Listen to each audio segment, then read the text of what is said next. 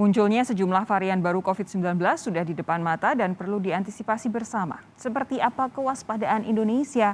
Bagaimana upaya mitigasi demi ketahanan kesehatan masyarakat? Kita bahas bersama juru bicara vaksinasi COVID-19 Kementerian Kesehatan Siti Nadia Tarmizi dan Guru Besar Fakultas Kedokteran Universitas Indonesia yang juga mantan Direktur WHO Asia Tenggara, Chandra Yoga Aditama. Pak Chandra, selamat malam. Mbak Nadia, selamat malam. Selamat malam. Mbak Nadia, jadi data-data yang sudah dikumpulkan oleh Kementerian Kesehatan terkait varian Delta Plus AY4.2 ini sudah seperti apa?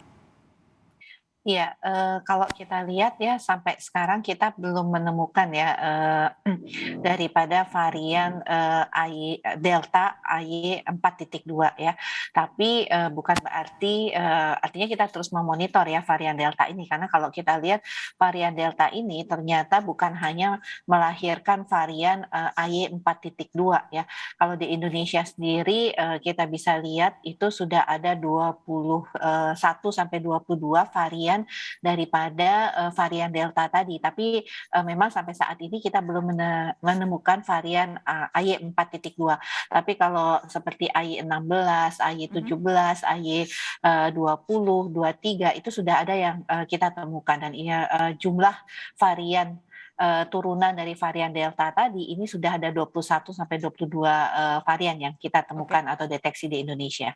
Oke, ini kan jadi perhatian karena katanya satu sudah masuk Singapura dan dua itu menyebabkan salah satu yang menyebabkan kenaikan kasus di Inggris. Nah, sejauh ini yang diketahui Kementerian Kesehatan seberapa berbahaya dan menularkah Delta Plus ini? Iya, kalau sampai saat ini sudah ada 42 negara ya yang melaporkan adanya varian Delta AY4.2 ini, termasuk tadi di Singapura.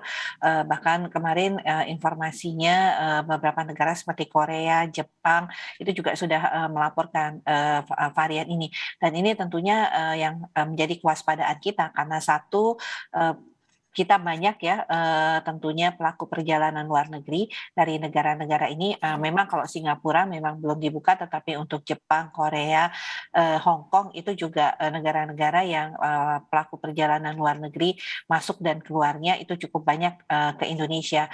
Nah, yang kedua kita tahu bahwa varian Delta AY4.2 ini menjadi perhatian oleh WHO dikarenakan proses ataupun peningkatannya yang cukup signifikan pada peningkatan kasus yang terjadi di Inggris saat ini, dan AY4.2 ini mendominasi ya 95% daripada varian Delta di sana. Pak Chandra kan pasti jaringannya luas ini dari teman-teman sesama mungkin entah masih ada di WHO atau sudah purna tugas dari WHO, tapi sejauh ini yang Pak Chandra tahu laporan terkait varian Delta Plus di sejumlah negara itu seperti apa? Yang paling jadi perhatian itu apa? Kalau kita mundur sedikit ya, dunia ini sudah ada 3 gelombang. Gelombang pertama, gelombang kedua, gelombang ketiga. Gelombang pertama tuh puncaknya 4 Januari, turun sampai 15 Februari, naik lagi. Ini global kedua, ya? Yang Delta tuh puncaknya 21 April, ya, turun sampai 14 Juni, naik lagi. Ya. Gelombang ketiga, 23 Agustus puncaknya. Kemudian turun sampai 11 Oktober, dan sekarang sedang naik lagi sedikit. Jadi minggu ini naik 4,8% dari minggu sebelumnya. Tentu kita tidak berharap naik lagi, tapi ini pola dunia. Itu poin pertama. Sekarang soal yang AY. AY ini tadi Dr. Nadia bilang ada 20 sekian di Indonesia, semuanya ditemukan saat ini ada 75 jenisnya si AY ini begitu. Ya. Termasuk AY4.2 yang sekarang kita bicarakan. Nah, AY4.2 ini yang dilaporkan di GISAID jumlah genomnya sudah ada 26.000 genom yang dilaporkan di GISAID, ada di 42 negara sudah disampaikan itu. Nah, kita tahu bahwa kalau ada varian baru selalu 5 yang dilihat kan, apakah menular apa tidak, berat ringannya bagaimana, kemungkinan infeksi ulang bagaimana, bagaimana dampaknya terhadap diagnosis dan dampaknya terhadap vaksin. Nah, untuk yang AY4.2 ini belum semua data ini ada, karena itulah belum masuk ke VOI atau VOC. Yang sudah ada datanya adalah kemungkinan lebih mudah menular 10-15%. Ini juga masih data awal. Jadi itu yang ada saat ini, dan AY4.2 ini ya seperti disampaikan tadi banyak di Inggris. Mungkin yang 4.2 sudah sampai 10%, kalau 4-nya sudah lebih dari 60%.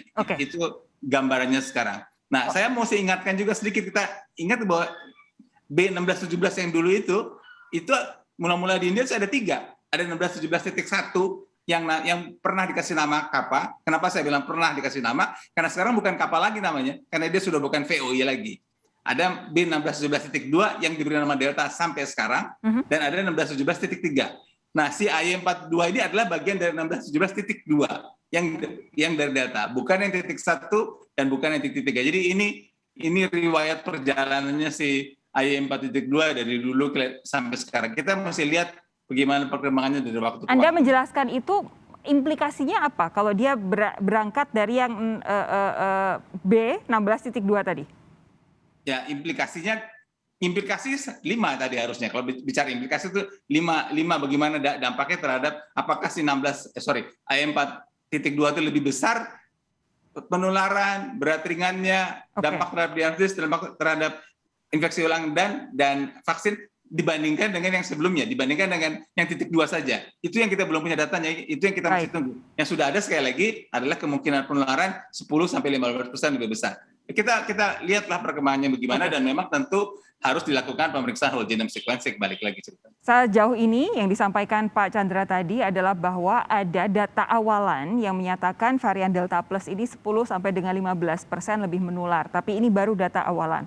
Tapi justru karena datanya belum memadai, maka belum dimasukkan ke dalam variant of interest maupun variant of concern oleh WHO, sehingga memang saat ini masih terus diperhatikan begitu ya, belum masuk ke dalam varian yang diperhatikan maupun varian yang harus diwaspadai. Tapi begini, Pak Chandra, sejauh ini yang Anda tahu itu potensi dampaknya terhadap orang-orang yang memiliki penyakit penyerta atau komorbid, itu apakah sudah ada data-data awalnya?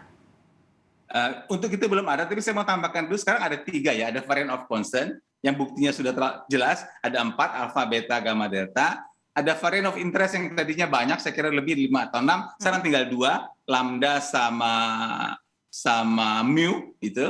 Dan ada lagi satu lagi yang masih dicari, yang disebut sebagai VUI, varian under investigation. Yeah. Ini ada 15 varian under investigation. Tadi saya lihat salah satu di antaranya pernah dilaporkan dari Indonesia, 1466 atau 1416 sudah pernah dia berkali-kali menyebutkan hal itu, titik 2.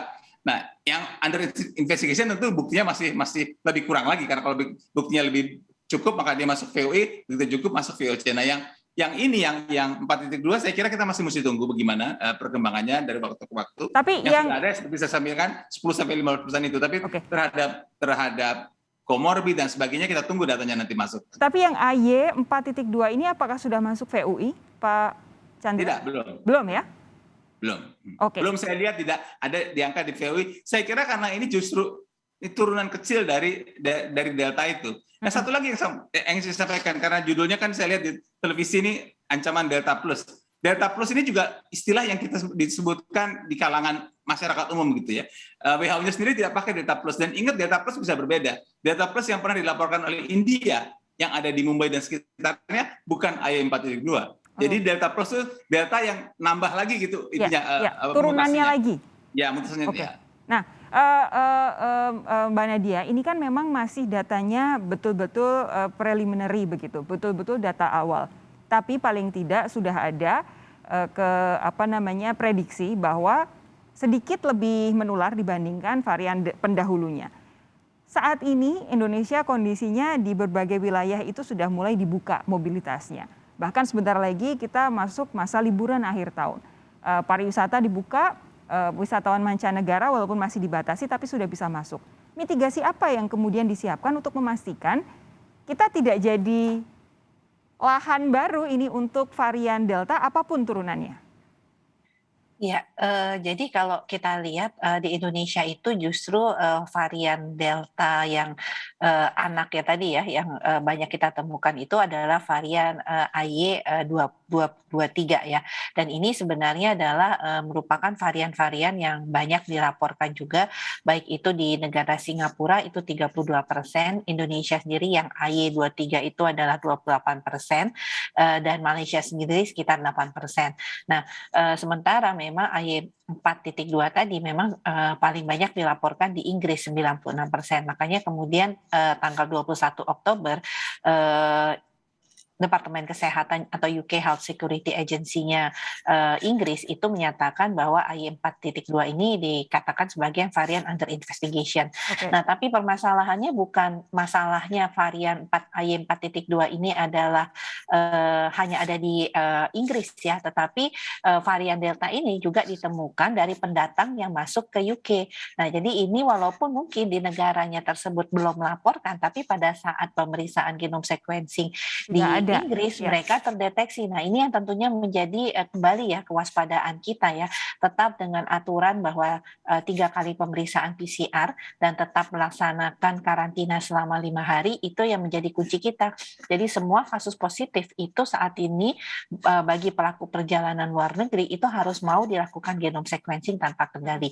Jadi tanpa kecuali. Jadi dengan itu kita berharap bahwa walaupun kita tahu mereka bukan berasal dari negara-negara yang 42 tadi yang melaporkan ada kasus AY4.2, tapi kita harus waspadai Betul. juga bahwa ini mungkin ada dari Oke. pendatang yang masuk ke negara tersebut. Baik, Pak Chandra, kita tidak lelah untuk mengingatkan masyarakat bagaimana cara menghindari penularan COVID-19 ini. Tapi bolehkah saya minta Pak Chandra sekali lagi menjelaskan kepada kami bagaimana caranya memastikan supaya kalaupun nanti ada Delta AY4.2 ini ditemukan di Indonesia, tidak kemudian kita bisa tertular, mengingat saat ini mobilitas masyarakat sudah semakin tinggi. Pada dasarnya kita tetap pegang 3 hal utama. Nomor 1, pembatasan sosial. Pembatasan sosial buat orang per orang seperti kita, anggota masyarakat adalah 3M atau 5M. Memakai masker, menjaga jarak, dan menghindari kerumunan. Dan saya setuju sekali dengan Mbak Sofi bahwa saya juga kadang-kadang sekarang udah mulai keluar rumah dan saya lihat memang masyarakat di mana-mana cukup banyak begitu ya. Dan saya baru terima WA dari saudara saya yang pergi ke Jogja, bikin acara nggak pakai masker itu gitu. Jadi memang itu kita harus tetap jaga itu bisa dikendalikan. Itu yang pertama. Yang kedua soal meningkatkan tes dan trace itu harus ditingkatkan, dan saya tahu Bu Nadia quote sering protes sama saya, tapi jumlah kita relatif masih kecil ini ya. Saya barusan cek lagi ke GIS8, kita ada 8.000 pemeriksaan whole genome sequencing, Filipina ada 16.000, India 70.000, saya nggak mau bandingin sama Amerika yang 1,4 juta. Memang betul dulu cuma 400, sekarang bersyukur sudah naik 8.000, tapi kalau bisa tetap harus dinaikkan ya, supaya kita bisa deteksi kalau ada AY4.2. Ya. Itu soal. Dan yang ketiga soal vaksinasi, kan kita sudah tahu. Saya berkali-kali menyebutkan, walaupun ini kayaknya Chandra ngomongnya India dulu, tapi India itu beberapa hari yang lalu sudah menyuntikkan 1,1 miliar gitu ya. Kalau penduduk kita seperempatnya, mestinya kita sudah menyuntikkan 250 juta. Nah, kalau saya boleh komentar sedikit tentang 5 hari karantina dan berapa hari sudah itu ya.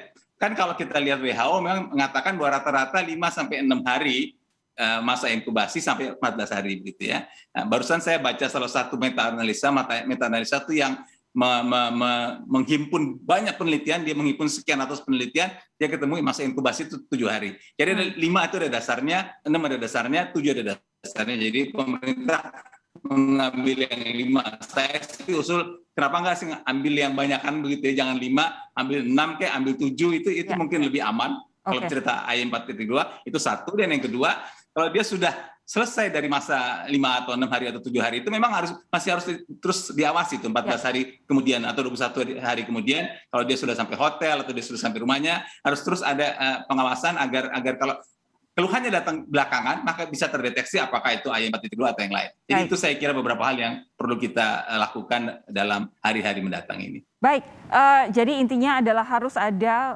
pertanggungjawaban, pelaksanaan kewajiban baik dari pemerintah maupun masyarakat. Kalau pemerintah itu tadi tes, tracing, dan juga pembatasan sosial beserta dengan segala karantina yang diwajibkan kepada para pendatang dan siapapun yang sudah selesai mobilitas begitu. Di sisi lain masyarakat juga tidak boleh menyepelekan.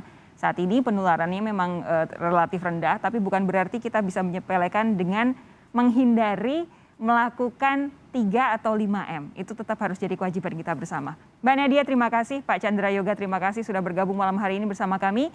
Sehat terus, sampai jumpa lagi lain waktu.